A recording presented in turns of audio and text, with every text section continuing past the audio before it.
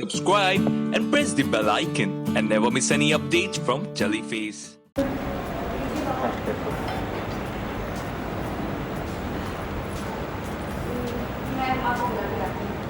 अम्मा अम्मा क्या हुआ? आप परेशान लग रही है अम्मा। सब ठीक है? वो नवरात्रि आने वाली है ना, तो बस हम यही सोच रहे थे कि क्या क्या तैयारियां करनी है। अम्मा आप उसकी चिंता मत कीजिए। ये देखिए मैंने लिस्ट बना ली है। जौ, नारियल, तिल, मखाने सब कुछ है। सेंधा नमक भी है, बस बाकी की सामानें लेकर आनी है। अरे वाह मम्मी, कमाल, किस मिट्टी की बनी हो? नहीं मेरा मतलब है तुम पे किसी बात का असर होता भी है या नहीं? बाहर जाने की बातें करते लगता है गालियां खाने की आदत हो गई है। नहीं मतलब लोग तुम्हारे बारे में चीख चीख के बोले, चाहे बुरा ही बोले, लेकिन कम से कम तुम्हारा नाम तो ले रहे हैं। अपनी जय जयकार सुनने की आदत हो गई है ना, जाओ सुन लो। आप भी उन लोगों में से कम नहीं जिनको हर बात में मेरा नाम लेना जरूरी लगता है। जैसे मैं आपको बता दूं कि मैं नवरात्रि की पूजा की सामग्री लेने बाहर जा रही हूँ, घूमने नहीं जा रही हूँ। जिस औरत ने अपनी इज्जत सरेआम मिट्टी पे मिलाई वो माता रानी का श्रृंगार करेगी। जिसे लोग धोखेबाज कह रहे हैं, खूनी कह रहे हैं, वो माता रानी को पोशाक बनाएगी।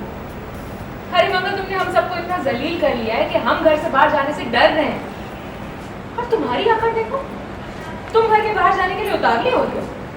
हद है यार बेशर्मी की।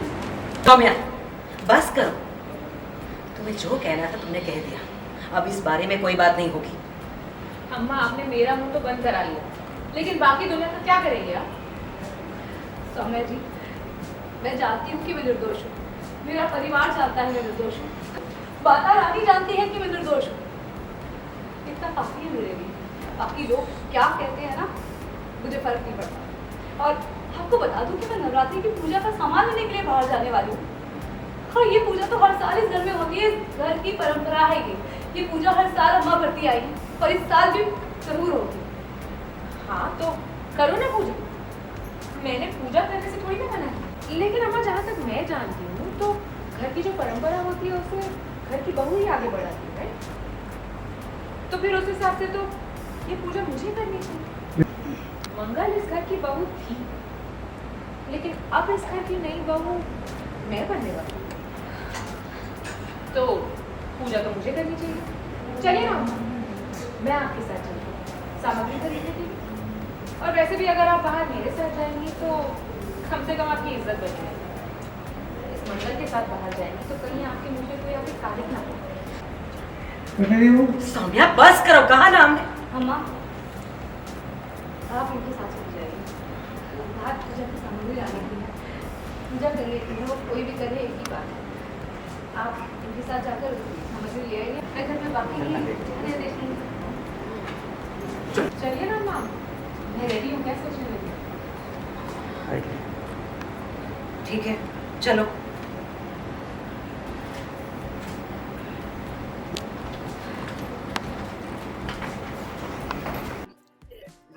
जैसे कि जिस तरह से मंगल पे सारे इल्ज़ाम लगे हैं कि उसने नाइसा को मारने की कोशिश की, या वो कातिल है, या मंगल चीटर है, और लोगों ने उसका विरोध किया, मंगल को पुलिस स्टेशन जाना पड़ा। उसके बाद सौम्या एक भी मौका नहीं छोड़ना चाहती थी मंगल को ताने मारने का।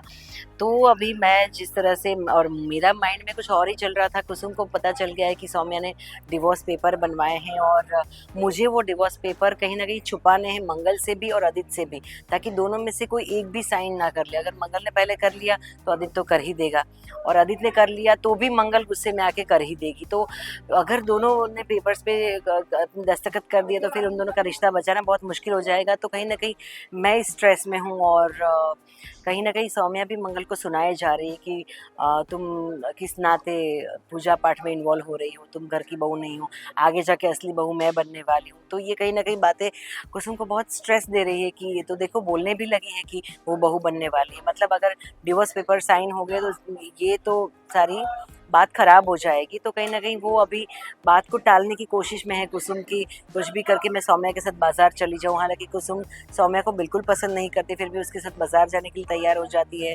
और अभी वो मौका ढूँढ रही है कि ऐसा कौन-सा मौका मिले और वो उस डिवोर्स पेपर को जला दे या नष्ट कर दे, या मतलब किसी के हाथ ना लगे ऐसा कुछ कर दे।